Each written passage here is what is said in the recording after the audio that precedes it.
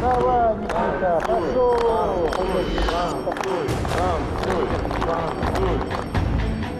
He was dancing. He was gasping for breath. But the applause continued, becoming louder. Танцуй, Никита.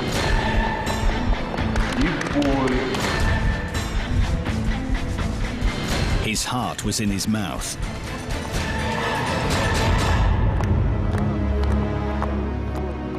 The future leader of the powerful nation, Nikita Khrushchev, performed his play. He was dancing hopak at Comrade Stalin's command. Having lost his strength, he sat down on a chair and felt something soft and wet burst under him. Beria had placed a tomato under him. The audience burst out laughing. A few years later, everyone was dead. The lucky ones died of natural causes. Some were executed. This funny and absurd little man, Stalin's misunderstood court jester, Nikita Khrushchev, took care of it.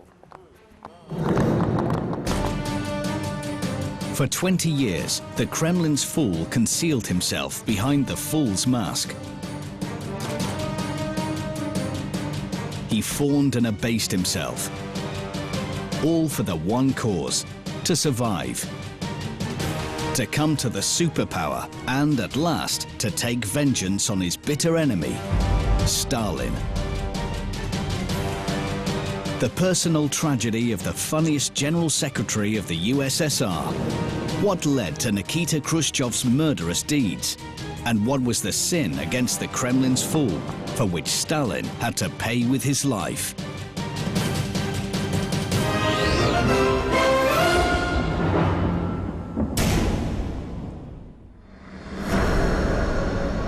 (1921) Donetsk.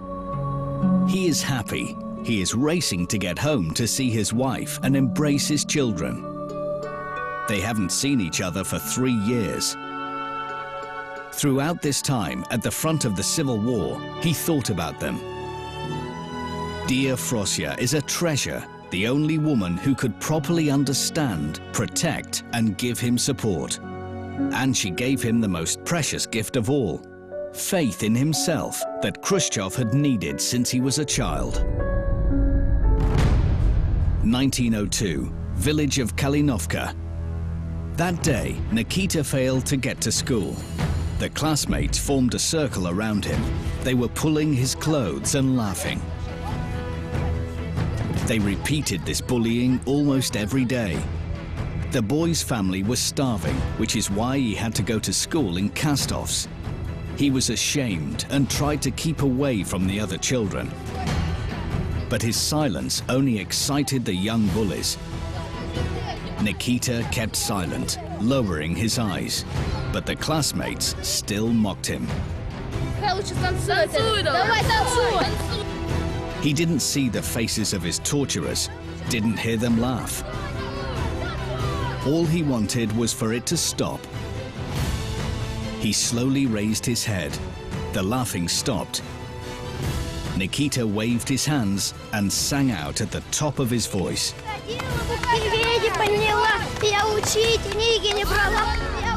There was such resoluteness in his movements and voice that the classmates were mesmerized.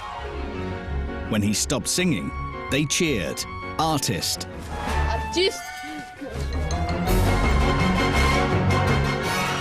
He was dumbfounded. It turned out that the best way to deflect their bullying was to act the fool. For years, though, he remembered the bitter taste of humiliation and became more unsociable and unapproachable until he met Frosya.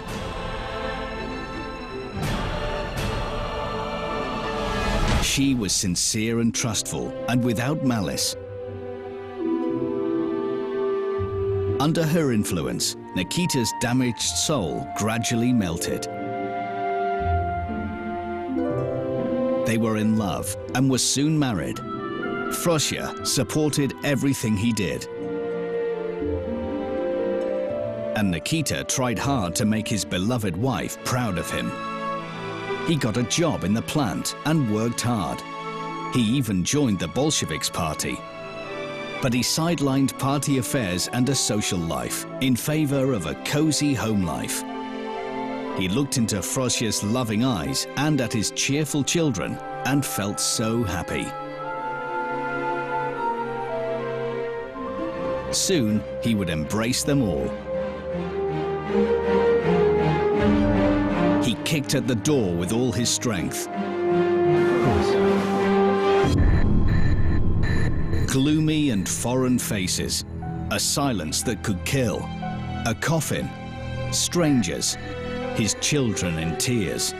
No, it's impossible. He threw himself on the coffin. He embraced the cold body and burst into tears. Frosya, why? He didn't notice his scared children trying desperately to snuggle up to him. He didn't hear the neighbors telling him about the terrible typhoid epidemic that claimed thousands of lives, including his Frosya. There was only one thing on his mind: how to live without her. He felt defeated and depressed. His dreams and his plans for the future no longer mattered, as he had lost the most important person in the world. Не найдя жены в живых, он испытал не просто глубочайшее разочарование, глубочайший надлом. Он потерял единственную семью. Если бы жена осталась бы жива, Хрущев никогда не сделал бы не то, что государственной карьеры. Он никогда не был бы даже секретарем райкома, по сути. Ну, потому что он получил бы сразу, вот, знаете, такую свою крестьянскую мечту и остался бы в своей крестьянской эманации, в крестьянской сути. After his wife's death, he couldn't stay in their house. He took the children and moved to a small apartment. He broke all communications with the outside. It seemed that nothing could bring him back to life. Until one day, there was a knock at his door. The young party instructor, Nikita Khrushchov, decided to inquire why the comrade Khrushchev had been ignoring party meetings for the last year. Is this proper behavior for a Bolshevik? Nina was surprised by his droopy shoulders, pale face and piercing eyes. He had the look of a wounded animal. Nina heard about the tragedy that had happened in the Khrushchev's home 1 year earlier. But she couldn't believe that Nikita had taken the loss so badly. After that, she visited him often, looking after him and his children. Nikita Khrushchev became Khrushchev's trusty helpmate for the rest of his life. Although they weren't married, they lived together in a common law marriage for over 50 years. He never loved her, but treated her with respect and gratitude. She took care of the housekeeping and his children, and inspired Khrushchev to make a career in the party. He was rarely at home and devoted less attention to his children. He even tried to avoid them. The children bore a strong resemblance to Frosya. He grieved for them. It took time for the wounds of loss to heal. The children needed their father's attention, but Nikita tried not to think about it. Meanwhile, his elder son, Leonya, was terribly jealous of his stepmother. He infuriated Nina with his behavior, trying to attract his father's attention. Some years later, Khrushchev felt incredibly sorry that he had ignored his son. Отказавшись во многом от теплого отцовского отношения с сыном, Леонидом, Хрущев постоянно пытался найти себе других сыновей. Он был очень склонен к фаворитизму. Он постоянно пытался найти себе молодых подвижников, где бы он бы ни работал. Вся его история – это поиск семьи, поиск смысла, поиск сына и постоянное разочарование. А если Хрущев не мог найти себе вот опору в каком-то конкретном, он находил ее себе в массовом таком, в массовой семье. 1928, Yuzovka. He just breezed in. His wild eyes swept past a surprised Nina, who had met him on the threshold. Without saying a word, he ran to the kitchen and drank half a bottle of vodka. He poured the remains over his face and down his clothes. A few minutes later, there was a knock at the door. Young men in mufti were looking for Nikita Khrushchov.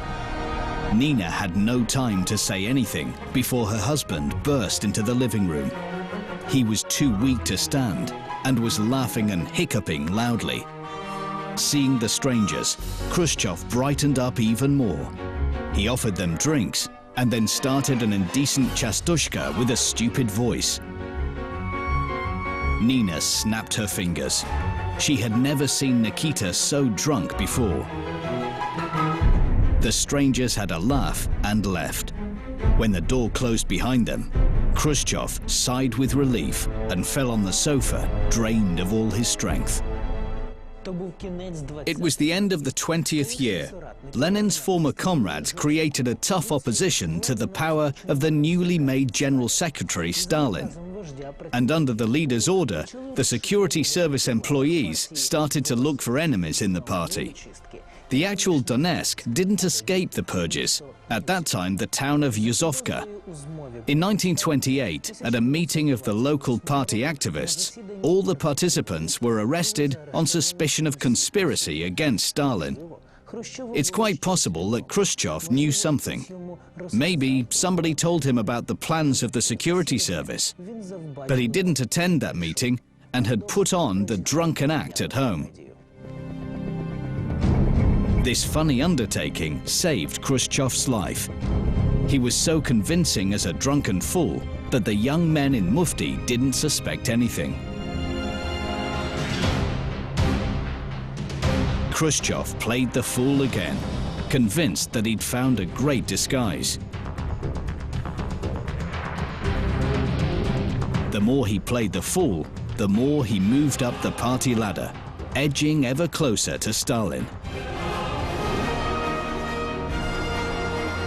But then the time came when he had to wear this fool's mask as his true face. It became his curse. 1930, Moscow. They studied together at Moscow Industrial Academy. Nikita, attentive and polite, saw Nadezhda home again and again. He always tried to be beside this modest and silent girl because he knew that she was the wife of the comrade Stalin. Khrushchev didn't give anything away, but he took the opportunity to praise the leader's party policy before Nadezhda. Above all, this modest party organizer wanted to be observed, and if he was lucky, he wanted to be signed. Давайте вместе пообедаем, я вас с мужем познакомлю. His heart leapt. This was it. After having some doubts, he expressed thanks to them for his invitation.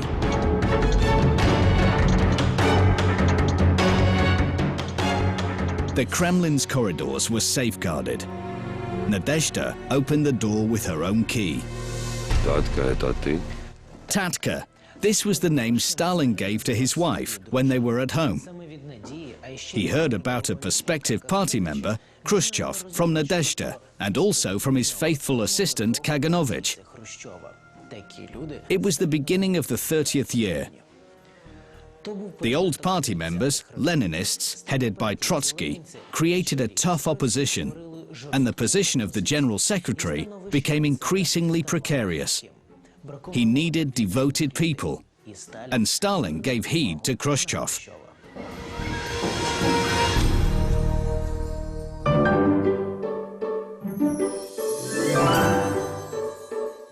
Stalin laughed and made fun at the table.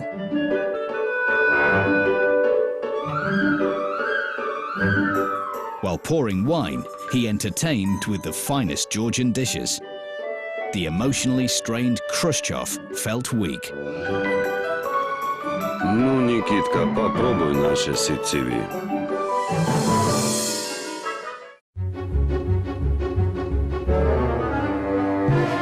Так это курица. А у нас в Юзанке вот курицу не готовят. У нас петуха, значит, берут к нему лучка, как говорится, режут петуха, это, значит, лука там, перчика, вот, перчика всякого, чесночка. Ну, то есть, супер. Khrushchev swapped recipes. Stalin kept a close watch on his guests.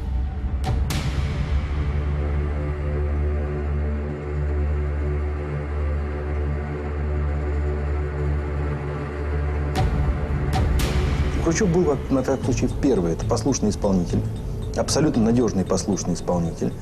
И, во-вторых, Сталину импонировала та народность и тот, я бы сказал, та непосредственность, с которой Хрущев общался с массами.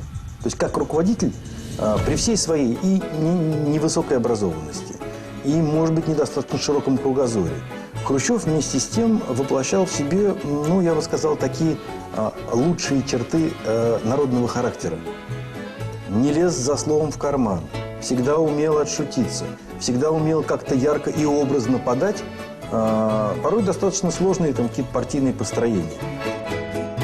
After the first meeting with Stalin, Khrushchev quickly advanced up the ladder, soon becoming the leader of the district committee of party. Over the years, he went on to become the head of the whole party organization in Moscow. It was a meteoric rise. But the higher he rose, the higher the price of his success. He called on his assistant and close friend, Boris Trivas. The room was a mess, papers and letters thrown about, and three men were examining a document. О, товарищ Хрущев. Отлично. Подпишите, пожалуйста. Вот здесь. He pretended to examine the document. Trivas looked at him appealingly. The enemy of the people. Should he sign it? Khrushchev knew Trivas respected him. What sort of an enemy was he? What if he didn't sign it? They would be accomplices. Khrushchev was terrified. He closed his eyes and signed the document. Сталин подбирал людей, где было за что зацепиться в биографии, понимая, что манипулировать ими легче. И уж они-то будут работать не на страх, а, так сказать, ну, и за страх, и за совесть. Khrushchev was walking down the prison corridor. He was the secretary of the district committee and was in charge of personally inspecting the actions of the investigatory powers. Somebody called him. He looked closely at the heavily bearded prisoner. It was Boris Trivas. Khrushchev was terrified and quickened his step. Shouts rang out behind him. Khrushchev felt sick. What was he guilty of? Why must he bear such humiliations? There was only one thing to do: forget about it. As time passed, he grew accustomed to signing the lists of the victims of political repression without hesitation. And he consoled himself again and again. Soon, all the enemies would be exterminated, and all his troubles would soon be over. He decided not to risk his position, because the higher party gave him benefits he could never have dreamed of. But he felt guilty being part of the high-ranking apartment. This is the famous house on the riverfront. Right here, the Khrushchevs settled down in a 4-room apartment. It's a real Soviet paradise. It had an oak parquet floor, marble bathrooms, and ceilings painted by artists from the Hermitage Museum. It also had a clinic, a cinema, and a kindergarten. The inhabitants ate in the dining hall free of charge. They could pay with special coupons. If there was communism in the Soviet Union, it existed here.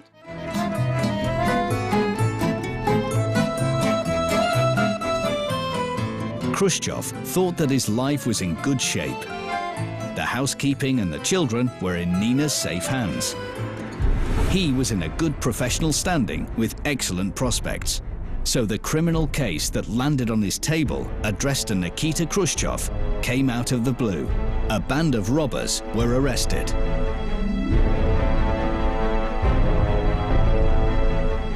And this band includes Leonid Khrushchev, his son. His blood ran cold. They could report this to Stalin, and it would be the end of his career. Khrushchev decided to confess and promise his deep devotion to the leader. He entered Stalin's office. The leader looked at him. Nikita Khrushchov understood that the case was already reported to him. He didn't know what to say. The silence was deafening. And suddenly, Stalin, by accident or not, dropped his papers. Nikita blushed. His head was ringing.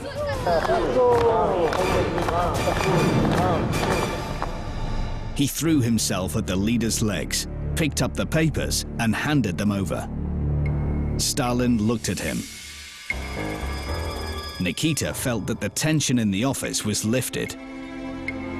The master had forgiven him. Nothing threatens Nikita. Leaving the office, he looked in the mirror and saw the fool's smiling face with spaniel eyes. He didn't even think of his son. Nikita Khrushchev will never forget that visit to the leader. Feelings of weakness rose again. He will always be afraid of Stalin and hate him for that fear.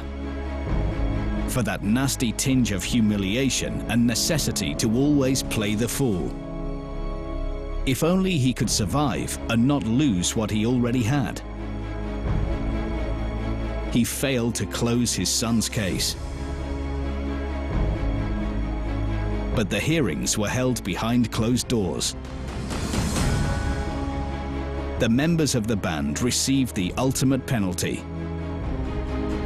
execution. Leonid was involved in this case as a witness. But Stalin decided that Khrushchev should not be allowed to get away with this. In a few months, Khrushchev got the position of the first secretary of the Communist Party of Ukraine. Anyone would consider this a real gift. But Nikita Khrushchev understood that he was exiled from the Kremlin. It was a bad omen.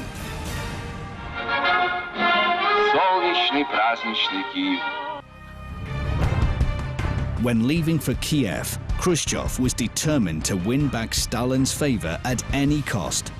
And with this in mind, he flooded the Ukraine with blood.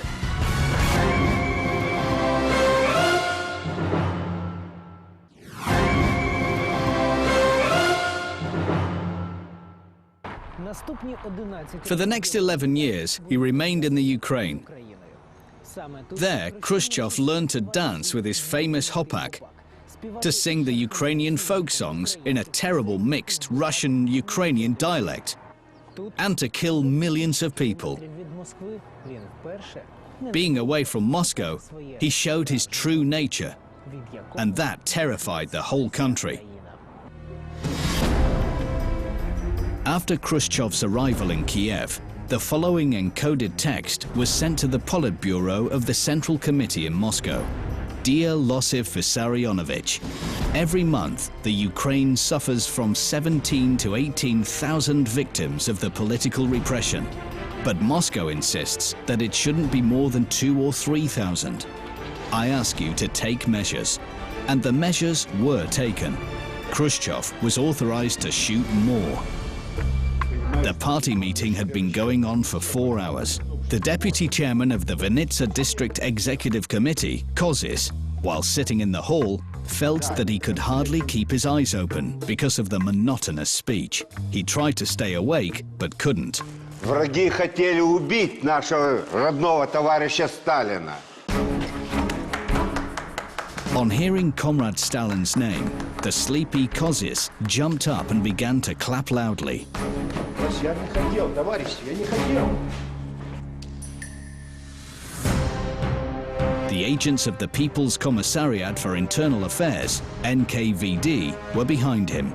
They took away the spy and the enemy of the people. Khrushchev was informed about the incident.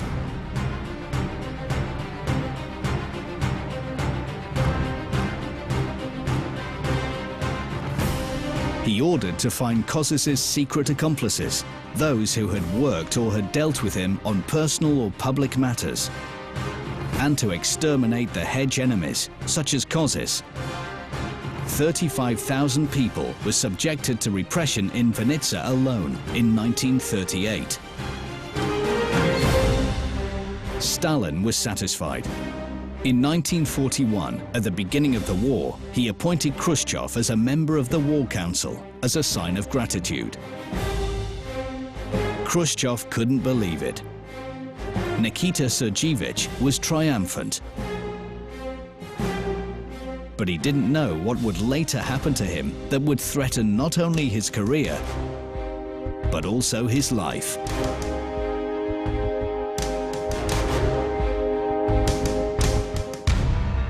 (1943), Kuibyshev. The soldiers filled the hospital yard. Who were the most accurate shooters, aviators or sailors? They emptied a bottle of vodka. A sailor put the bottle on his head.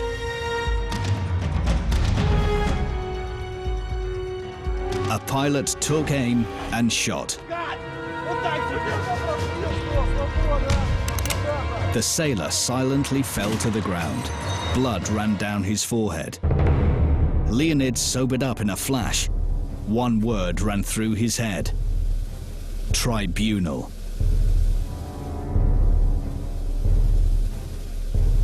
The news struck Khrushchev. His son Leonia must be executed, but he is so young.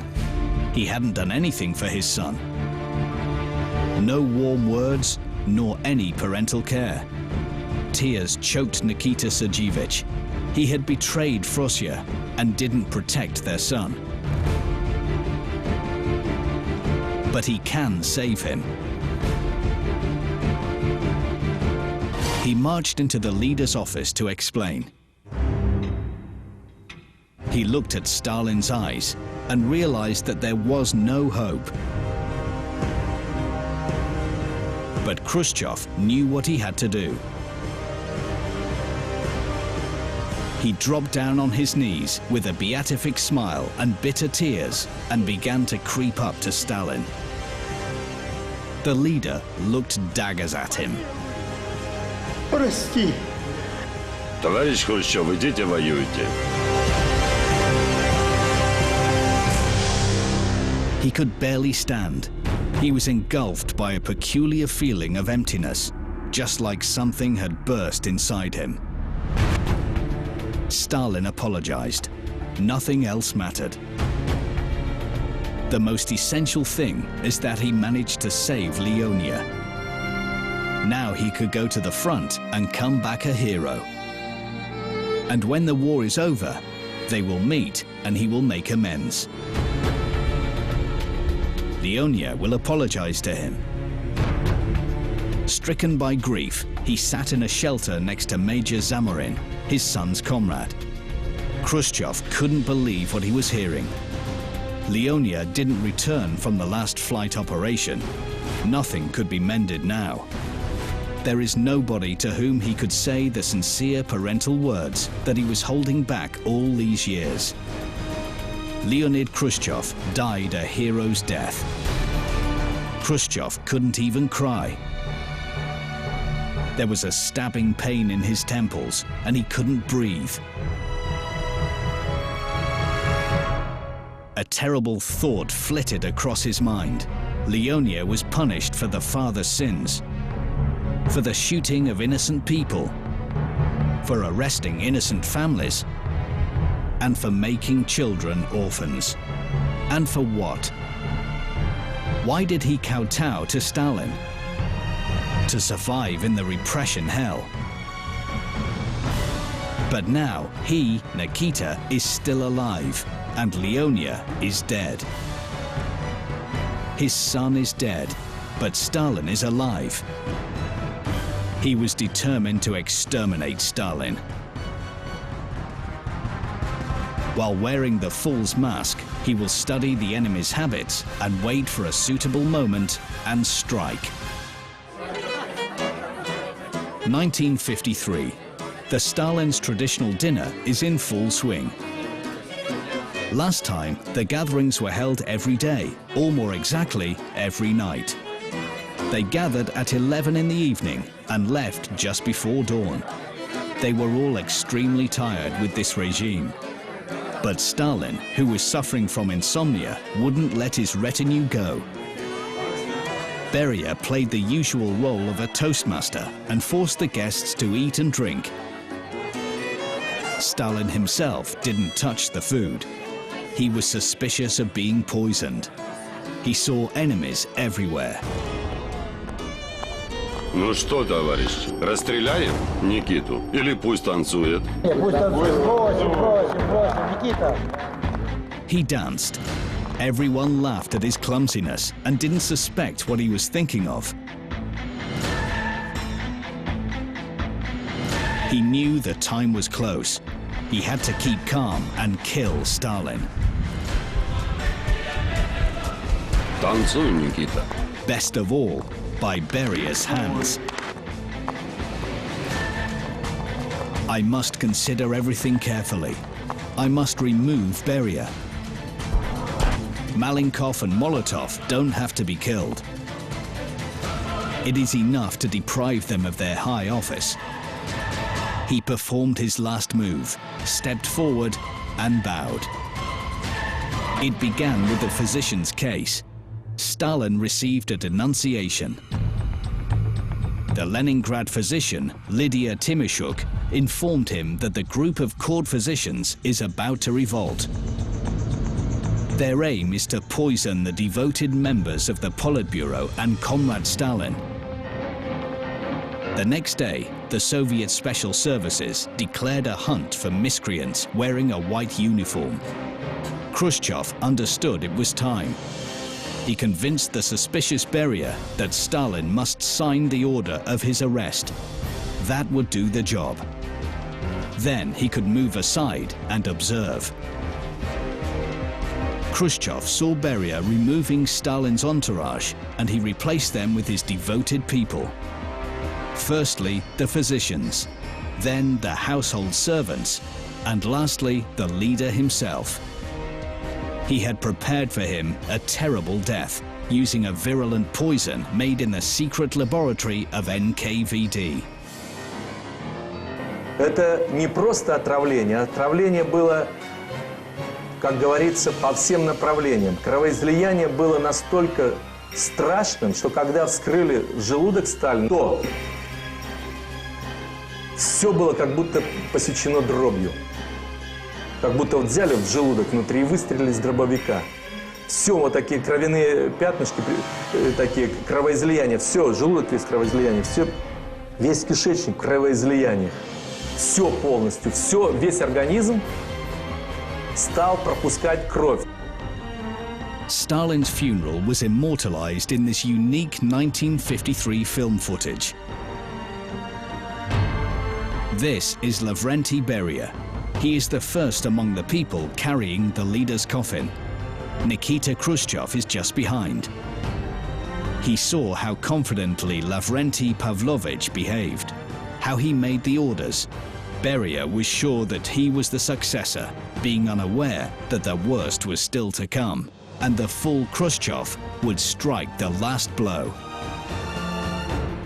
Beria didn't know that at the time Khrushchev had gathered his friends, Generals Zhukov-Batitsky and Moskalenko, under the veil of military maneuvers. He rounded up support from Malenkov, Molotov, Kaganovich. They burst into Beria's office and arrested him without explanation.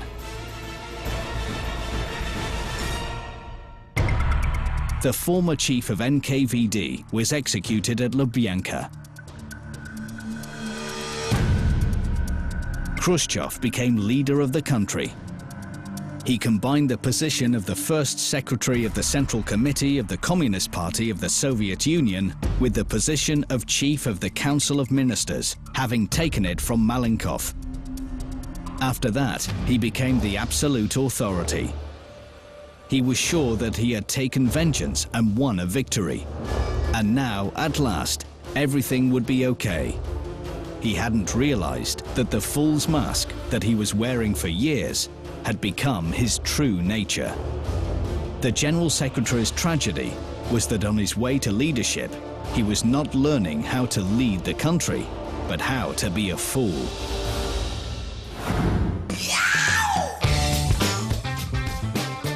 The reception on the occasion of the Soviet leader's visit to the United States of America was in full swing. All the American movie stars were there. Marilyn Monroe, Harry Copper, and Frank Sinatra. On the Soviet side, Nikita Khrushchev and his wife Nina Petrovna, and a few ambassadors. The delegation watched the new blockbuster Can-Can. And now Nikita Khrushchev commented in his usual manner about what he had watched. His indignation had no limits. Why did the actresses shamelessly kick their legs and show their underclothes? How could anyone like it? Just look at this. How? In order to make it more convincing, he pulled up his coat and danced something like a can-can.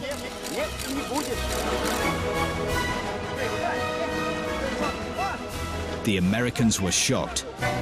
They had never seen something like that before. Once again, he'd become the fool.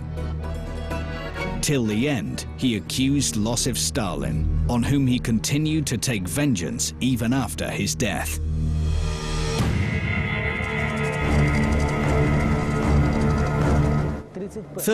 October 1961, at 6 p.m., the militia blocked Red Square. And as night fell, the searchlights illuminated a plot behind the mausoleum where Stalin would be reburied. The grave was dug at 9 o'clock in the evening. And late into the night, the 8 officers carried Stalin's body out of the mausoleum and buried him near the Kremlin's wall. The next morning, only Lenin's body lay in the mausoleum. Stalin was not there. When, due to the Khrushchev's reformatory activities, the people in the USSR were on the brink of war, the former comrades of the General Secretary removed Khrushchev. Since then, he lived in the camp. His name disappeared from the pages of the great Soviet encyclopedia.